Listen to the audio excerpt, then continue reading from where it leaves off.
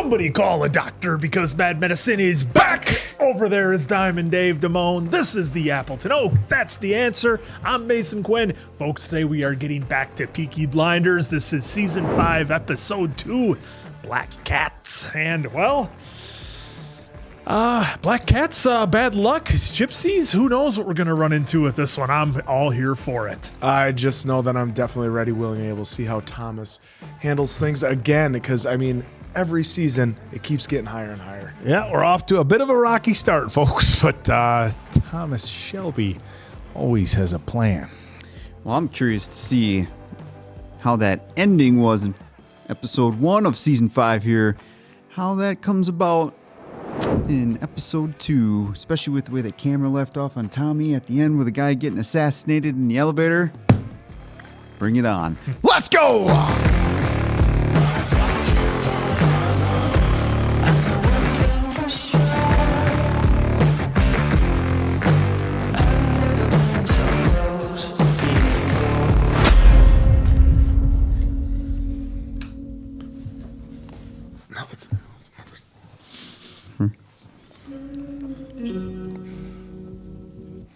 Oh, Tommy, what bad decisions did you do? Well, he's in government now, so there can't be too many bad decisions, right? Well, I'm just referring to the assassination.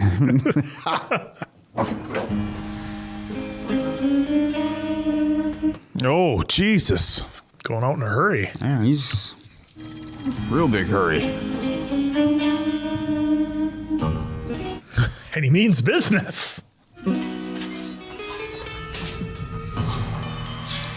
God damn, Tommy's got some good eyes. He saw that thing from like 5 miles. Yeah. Who's going to be on it?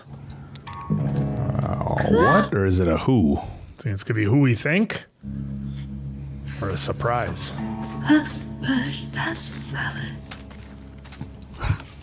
Scarecrow. It is. Yep. Oh, my God. Surprise.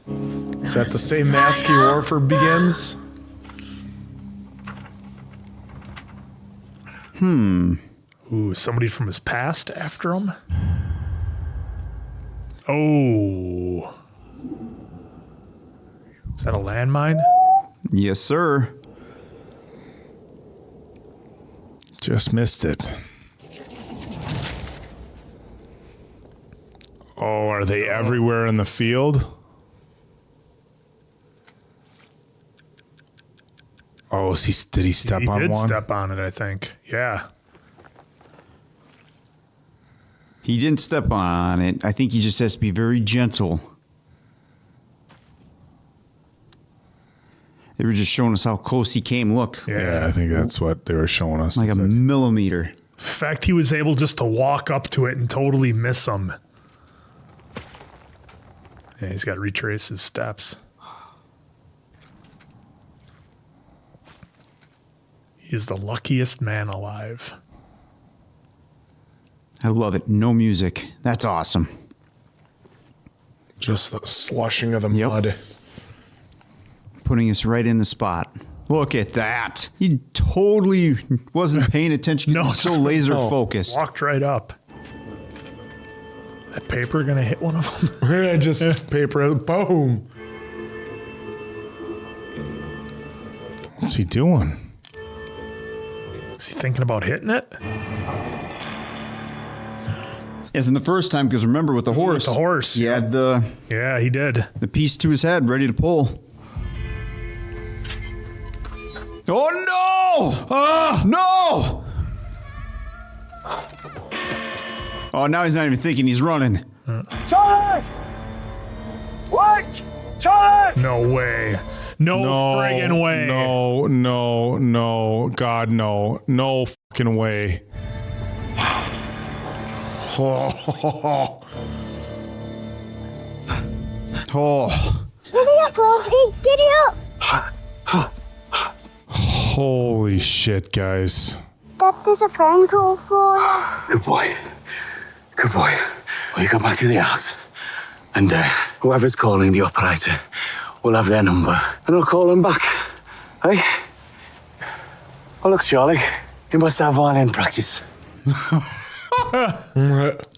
And Charlie, you play loudly, you might hear some bangs. Come on. Does he go out with a rifle and shoot the landmines to get them to go off? That's what I'm thinking. Something. Well, that's one of the your field. That's one of the more intense scenes we've seen here. It's crazy how he just ran back, didn't he? Well, that he was able to walk up to the scarecrow in the first place and not set any of them off. Interesting that his hand's not all shaken. They showed that close up and it was still. Back to it.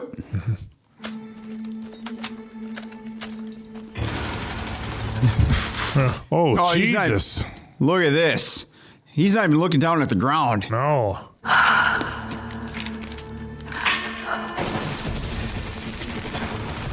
Oh, this is wild. Wow. Whoa. Hey, it's getting a little, That's a big one. close for comfort. This is fucking intense, guys.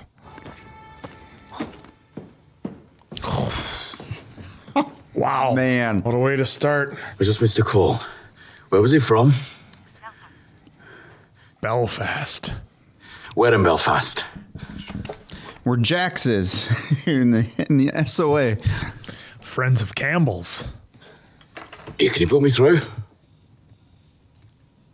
Tommy, don't believe. Oh. Wow, Michael. things got even worse. This Michael, your kin. Tommy, they're lying. Now, if you want, we can put a bullet in his head here and now, or we can send him home and you can deal with him. Why you doing me this favour? Because, Mr. Shelby, we've been informed by people at the very highest level that since your conversion to socialism, you're now on the side of the angels. And angels can be useful to us. This is interesting. Then playing some mind games. Well, he's already got his doubts about Michael. Yeah. That's why he sent them to America. No. And he did make his opinions known. At what point do you just try to back out of all of it and live a quiet life? Moved it to he already showcased he can't live the Can't quiet do life. it, I know, right? He openly kind of said that too. Mr. Shelby, the violin teacher wants to know what all those bangs were. The fireworks. I was trying them out for Saturday. You promised the doctor not until after dark. Oh, it's pretty dark, Francis. Oh, poor Francis, Will Mrs. man. Shelby and Ruby be home for dinner tonight? I don't know. I just feel like she's always in some kind of like potential constant danger. Yeah. Dad. Have I? What have you learned, my boy?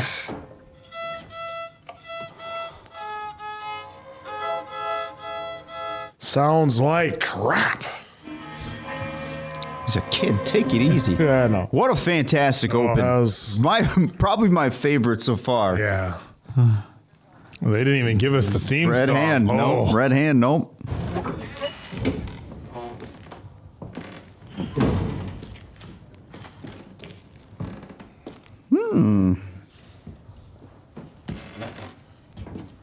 Is that Esme?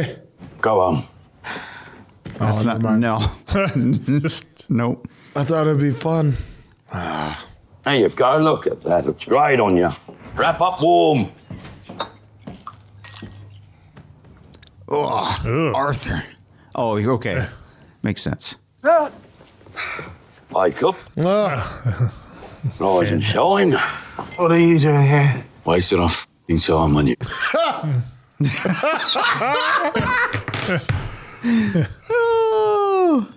Sit down. What a line. What do I have to do to make you f***ing listen to me? Took a bullet. Then we've got people for that kind of work. Soldiers, captains and corporals. Well, then what am I?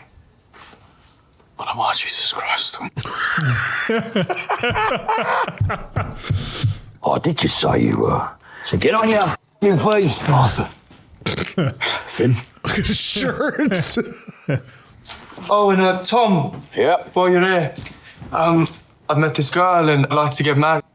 Go. Fuck off. Go get dressed. Tell me about her. Oh, no. She likes the life. She likes the life, eh? We'll find one that hates it. Look at him. That's what he did. Now he's chairman of the board. I dream. And in my dream, someone wants my crown. Think it might be Michael. Call me at 3. Whoa. Twist that would be. Holy shit, man. This episode so far has just been banging. I'm going to put that bullet on a necklace and wear it as a reminder. Arthur, Oh, yeah. you got trouble for me then? Yeah. God, the music in the background, the piano is just like perfect. Mm-hmm. Set the scene perfectly. No coppas, please. Well, and then their whole brother, Tommy and Arthur's... Afternoon. Someone get you some tea? Oh, I'm fine, Mr. Shelby. This won't take long. Good. Why'd they show the clock like that? Because the 3 train. o'clock. He was a journalist. You might remember him, Tommy. As well as his diary, we have his notebook. Your time's up, Mr. Stacker. Man, Tommy. Thank you. Interesting business going on here. Oh, look at that suit. Looks like an American gangster. And the lyrics of the music. See the suit and the hat switch that he's got Yeah. now that he's back? Very Oh, American boy. gangster. The long trend. Oh, yep. Hello, Mom. He's gonna get is slapped, Gina. isn't he? Gina Gray. Here we go. We've been traveling for 15 days, Mrs. Gray. Maybe we could talk about this at another time. Yes, let's go home and we can talk. You have no home until you tell me the truth. Ooh. Here. Yeah. Michael!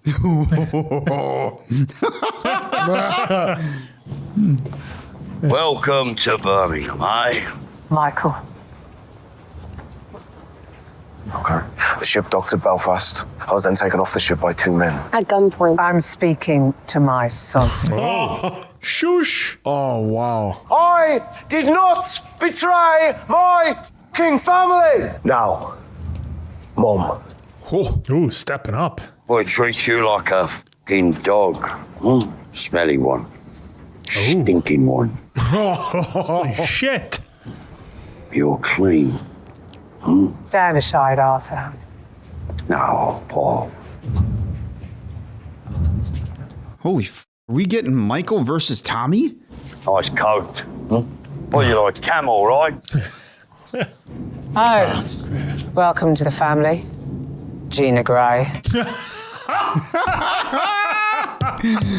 Aunt Holly. Love it. She looked pretty bad in that suit with the hat and the glasses. And her delivery was top notch. All these folks that Need more out of him. I'm the list. Wait, is Ada looking at him? We are the people and we've had enough. I move in favour of the amendment. She is indeed watching him. I must say, you sing like a songbird in the house. And who is this pretty finch? My sister. Who's pregnant? Who's pregnant? We have a mutual acquaintance, May Carlton. Hey. And why were you asking after me? Because, as I have said, I adore dangerous. What is it you are impatient for, Mr. Mosley? I'm impatient for my fucking whiskey. Bennett! Carlton spoke about you the way I imagine one might about a party they barely remember, where you crash the car into the Dovecote and live on champagne and cocaine for 3 whole days. You know that kind of party. Only 3 days. We are the people and we have had enough. I thought that was excellent. Which direction are you heading, Mr. Shelby? I am my own revolution.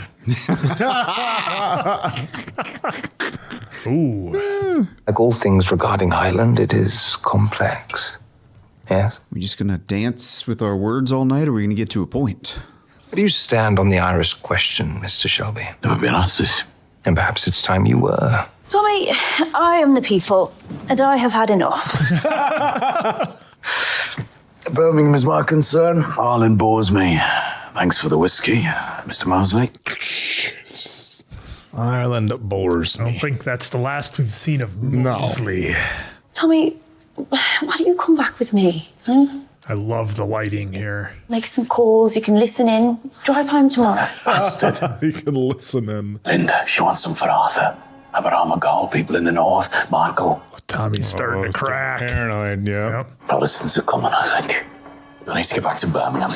Well, he's definitely getting paranoid, but he also works on concrete information. Yeah. So before he makes a move, he's definitely trying to get that stuff as fast as possible. Holy. I got the place all cleaned up. Yeah. Yeah. You please consider putting your weapons behind the bar in case feelings begin to run high. Behind the bar, by the way. Behind my own bar, yeah?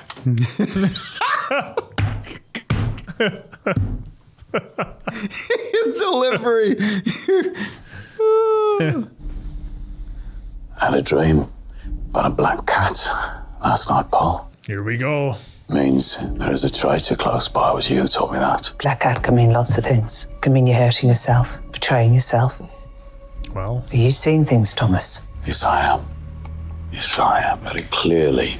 Coming from every f***ing direction. Remember, he also puts a lot of stock in what Aunt Paul says, so I totally understand the color change now between these two. There was a lot of money in that bank, and I wondered I could leave, move to California. Someone said I should invest in pictures. Hollywood. Movers. When they came in, I realised that they didn't make whiskey. They were Scottish, from Glasgow. Couldn't understand a word they were saying. They also dabble in politics. You know, muscle for fascist rallies. But you didn't know deal, Michael. You didn't even know who they were. I was too busy looking forward to giving you the good news. The reason Gina and I got married on the ship was because Gina is pregnant. You're going to be a grandmother.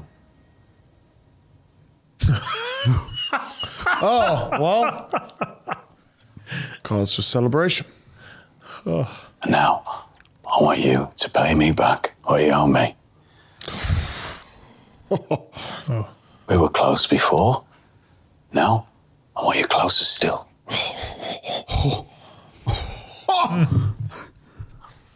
Look at your cousin. He's in trouble, huh? He needs you. Come on, baby. Let's go. Those words are interesting. Yep.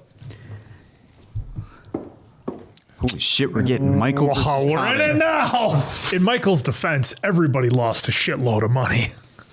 Wow. Well, I like how he's saying his offense when Tommy said to sell it 3 days earlier, though. He did. He did not listen to Tommy. Nope. And that's what Tommy's pissed about. Mad Dog Jimmy.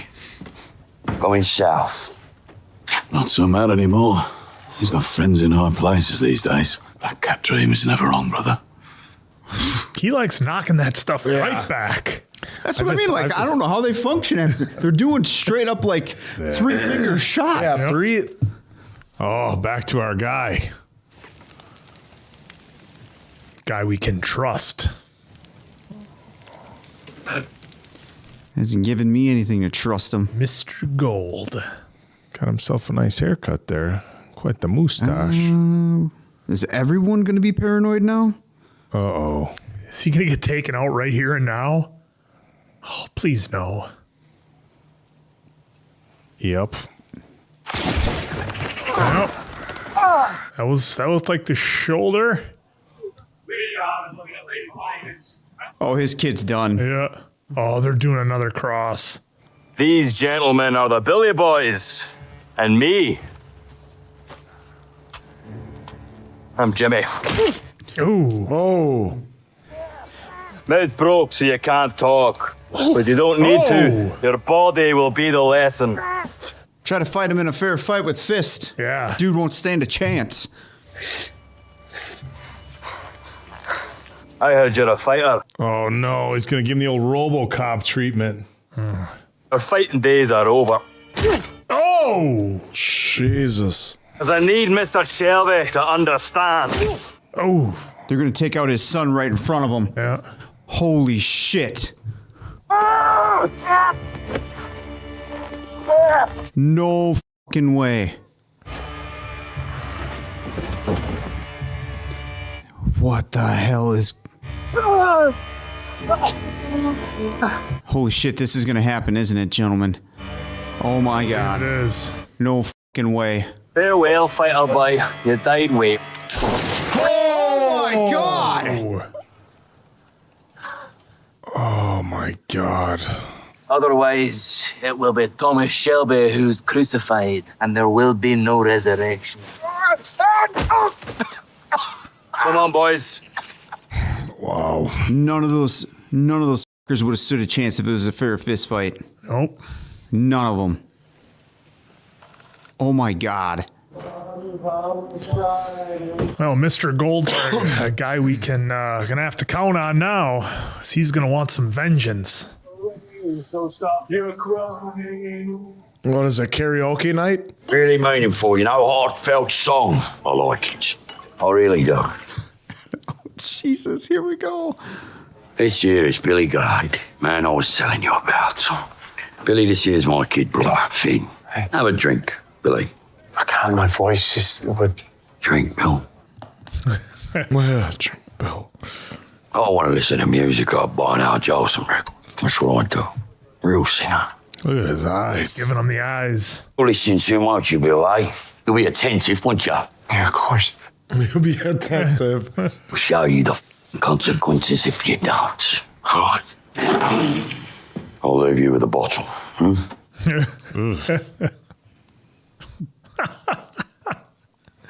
You're a Peaky Blinder now, Billy. Oh. Gambling it was. New connections. I've written a letter. 04. For you. And Lizzie's written one to Tommy. Oh boy. Boy. By the way, I stopped drinking. And your bottles of snow are poured down the lavatory. No more Tokyo? So, Oh. Oh. And about me. About the future, about the company.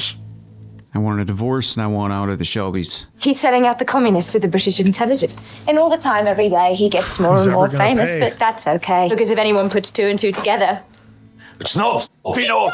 Blow up, Arthur! It can't sustain. No, it's... Oh, yeah? Oh, Easy. Easy. yeah, like the perfect couple. We'll go upstairs. We'll go upstairs. Yeah. Holy That shit. probably didn't help the whole scenario. Looks like I'll have to give the other one. Horrible one. What? Get over one! Oh, that's gonna be the end of that. This episode, man. Woo. Cooking. I burns this. Just like Arthur. It's Ruby's birthday today, Tommy. Oh, Tommy. The worst thing is, could have stayed at school, but we volunteered. Still don't know the f***ing words. What a scene. I know another I need to know there'll be something left. Well, you know, Lizzie, in my head, I still pay you for it, so good luck with me. Ouch. Wow. Oh, Whoa, that's his wife. jeez. This music now. Oh, Just dude. bass hidden. I love the lighting in this episode. Everything is so dark. It's a reflection of how dark this episode is. And, dude. He's hammered and his daughter's birthday is just... Man. Well, that's That Arthur. was Arthur. Looked like. Oh, is that Arthur? Yeah, that was the letter Arthur. said Arthur. Well, either way, I mean, Tommy's... About the night you met Michael Gray. It's one of those John Deere letters. Okay, he was there. Good. But he's not there, which I understand. He's thinking about the info they just gave him. It's crazy how he... Is this gold? It's got to be gold. Oh, shit, Tommy? Oh, they're just dumping him.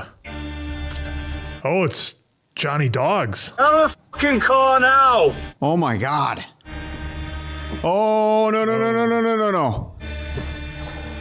It's Alabama Gold. It's Alabama Gold. Only Johnny Dogs and his kid knew where we were camped. No, Tom. I swear to God, I never told him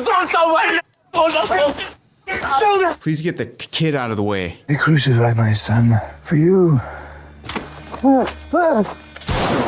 Oh! Get away from my house! All of you! Get away from my child! This is my house, and I don't want you back. I don't want you back! She's saying that right to Tom. Yep. You want to take on the Billy Boys? You need me alive. Everyone fucking needs me. Oh, what a line. Call an ambulance. Or a man will lose his arm. Dude. Come on, Johnny. Come on. Tom. I'm no black cat, Tom. I know, Tom. I know. In all the world, of all of the people, you alone I know I can trust. And that's going to be it. Yep. What a Of course it is. fucking episode, dude. Holy shit. I know it might be in the moment, but this is one of the best ones Easily so one of far. This is easily one of the most intense episodes that we've had. And that's the word for it right there, Oak, is intensity. We have not had basically a full hour of nonstop intensity out of every single actor in every single scene. It started with the scarecrow in the field, and it did not stop. Even the intensity with Tommy and is it Francis, his maid? Yeah. Even the intensity between them, and then with Michael and that whole scene, it's just top to bottom, just constant intensity through this whole episode. And I'm with you guys, and I don't know how you folks out there feel. This has to be up there as one of your top episodes. It certainly is for me. Look, all the individual acting, the one-on-one stuff, that's a staple of this series. It's always awesome. And so I kind of wanted to talk a little bit about Tom's new yet maybe old enemies. I'm guessing, they are, it's the IRA from Belfast. At least that's what it looks like to me. And they pretty much said as much.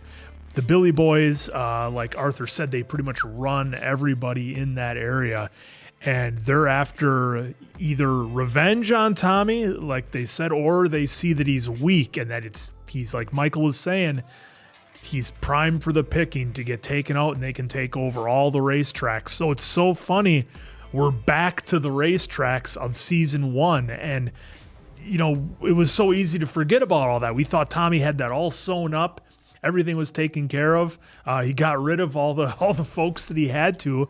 And here somebody else is coming, and it's like you can never relax. There's always going to be somebody coming for you when you're in this life. And I think that's what's Tommy's finding out. And he's starting to crack, man. He had that scene with his sister where they're in the hallway and he's questioning everybody.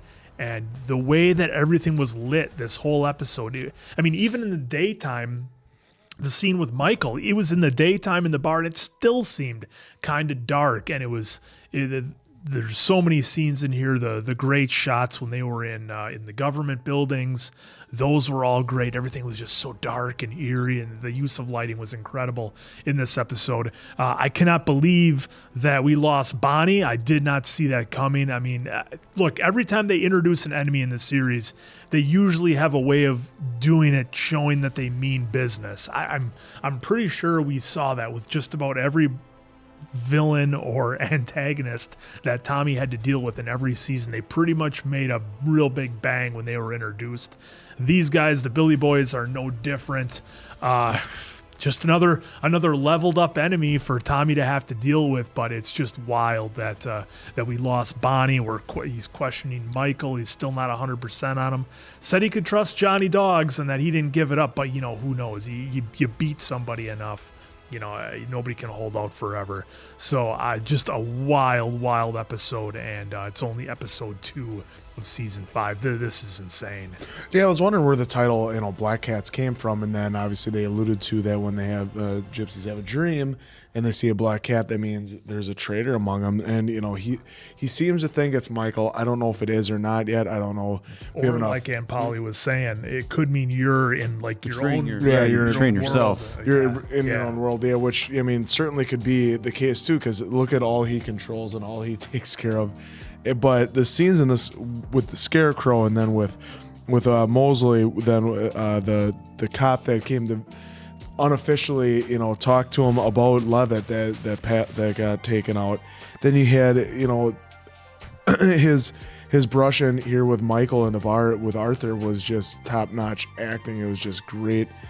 And then we found out that Michael's wife is pregnant and that Polly's going to be a grandmother, but right away he goes, well, it'll be born accordingly, which is pretty much no matter what happens to Michael, baby will be fine, which was kind of a hey, you're not out of the woods just yet. At first I wasn't sure how to take that. I wasn't quite sure what he meant by that. I think that's what he meant by it. That he was like, don't worry, the child will still be born accordingly, but who knows if you're going to be around or anywhere near it. And then I'm interested in that Billy Grade story now. Is that like a real life footballer or what that entailed? Because I thought that was a pretty interesting story because it easily could have been done. Yeah. I mean, we've seen a Black Sox scandal, which sometimes I'm a little wishy-washy on, at least on Shoeless, Joe Jackson on that one. But then we got introduced to the Billy Boys that are just... And for as we saw Bonnie like a little bit, but we all liked him. So it was like to see him go... It was just sucked because he was such a good character. He was a great fighter. Well, and then just the brutality of it too. Exactly. It was like, oh, you died well. Shit. Yep. It was like, yeah. And I hopefully Gold can can avenge his son, which is what Thomas had to tell him at the end. He's like, how is a one-armed man going to avenge his son? We need you to get that shoulder and get it fixed, and we're going to take care of the Billy Boys. But these guys look like. They're going to be a little tougher than even the Italians that we had the previous season. But hey, I'm here for it. The show is always so intense, so it's always awesome. Yeah, I mean, they made it pretty clear that the Billy Boys is a massive, massive crew with a lot of power, and that's the thing about the Peaky Blinders over the course of the last, basically since season 1, we've seen them grow in strength and grow in power, and they have political ties. But as far as numbers go, I mean, look, there's other pretty heavy hitting gangs out there, and we saw that play out today. I don't know if it's going to make the cut, but when they were roughing up Bonnie at first, and they said your fighting days are over. When I said, oh, they're going to do a RoboCop, and what I meant was, shoot his hand. And when he had the gun, I thought they were going to shoot his hand so he couldn't punch with it anymore. But I didn't think they were going to go. That direction with it, and knowing how proud the dad was of his son's fighting, I think, ending his son's career would have, impacted him just as heavily. But yeah, I didn't think they were going to go that direction with it. But wow, yeah, they did not let off the pedal. And a lot of, the thing is that we've had scenes that are like really intense throughout the series of this show, and then we've had things that are emotional, and then they've had stuff where they cross it over a lot of times when children are involved, and that's what they did here. Is we got that scene where Tommy was running out into the field, and that was intense, but all of a sudden his son was running out, and we saw, and like all of a sudden your level of investment and anxiety and how intense the scene is just levels up infinitely when you see his son running out through a minefield. And we saw Tommy just he was walking very carefully, making sure he knew where the mines are, and he just took off running. And that was so intense. And then they got us again with the scene with Bonnie. I mean, it's nothing more painful than losing a child, and to have to witness it the way that he did. I mean, the amount of pain he's in is unfathomable. Of course, Michael comes home. They made a very, very clear point of showing Michael now dressed like an American gangster and not with the British style anymore. And of course, we had Arthur make his comment about he looks like a camel, but of course the hat was different, very reminiscent of what we know the gangsters in that time frame in America to have looked like. So that was intense. The scene between Arthur and his wife, and then of course Lizzie. Yeah, they both got served getting papers. ready to leave Tommy. I mean, they gave us so much in this episode, and it's like at the end of the seasons, we get resolution. Okay, last season was super intense. Adrian Brody brought a level of intensity that and that was just absolutely insane, and it feels like.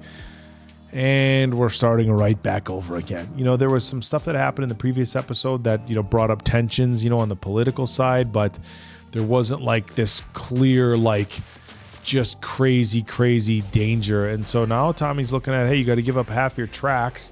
They don't really say anything about the betting on football. No. But now that's a whole new thing that they're going to try to get into is fixing, soccer. I think that's just a way for them to make any kind of cash they can, showing their desperation. Because they need money, right? It's showing their desperation, but it's such a desperate situation for the entire group, and I just feel it's like you had 2 minutes to take a deep breath after the final episode of the last season. And then, okay, again, drama's building up in episode 1, and now it's like you're right back in it, and you're right back in that wall.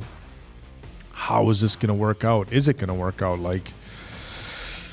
I don't know, man. This was a lot. I'll just leave it at that. Yeah, this episode was actually kind of, if not draining, it was draining, but in a good way, because of how I feel like we were here nonstop. There was nothing that brought you down. I was just here, and then heartbeat there, we're staying there. Heartbeat jump up again, we're staying there. That's what this whole episode was for me. Again, in the moment, but I gotta. Right now, I'm thinking this is probably top 3 for me on where, if I were to rank episodes or impact, this one, Black Cats, is definitely up there for me. I think it's some of Arthur's best work. Everyone involved. We had Lizzie. She was showing some, wild emotions. Aunt Paul was I never thought I'd see her like that with Michael as soon as he came off the train. Linda, she's been pretty damn good so far in every scene that she's been in. That one there too. I mean, that was pretty intense between Arthur and Linda. It's pretty uncomfortable. It got real uncomfortable real quick. So kudos to both of them on that one. We had an officer come to Tommy and ask him about the assassination of that journalist, which unofficially, and Saved by the Bell, literally. For that one, it's gotta be totally, you're bothering me with these level 1 problems. I'm at level 10. You know? Yeah, exactly. So I don't know. To me, I still feel like the way they ended episode 1, Tommy had something to do with it. I know Arthur said they didn't, but sometimes Tommy doesn't tell Arthur everything.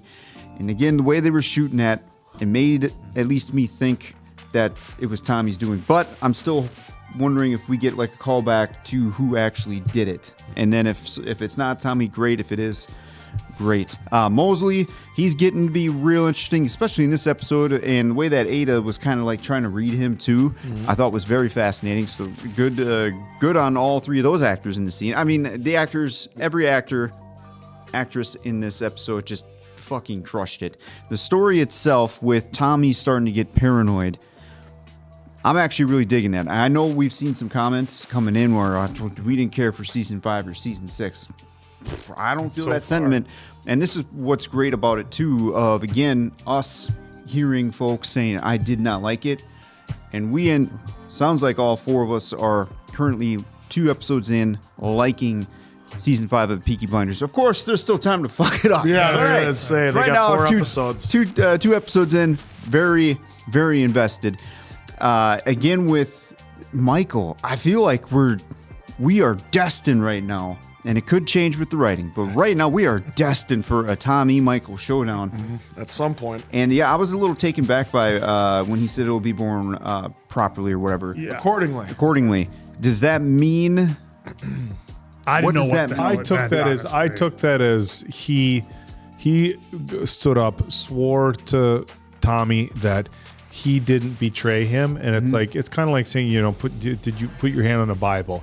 I didn't take it as anything with a healthy birth of the child, whether he's there or not. I took it as, look, you just lied to my face like in front of your unborn child. Yeah, like an oath thing. Like, hey, put your right hand on the Bible and swear it. I wasn't sure if there was anything like in 1929 that I'm forgetting. like today, like a lot of times, I swear on my mother's grave. And we'll, it's just it's a figure of speech.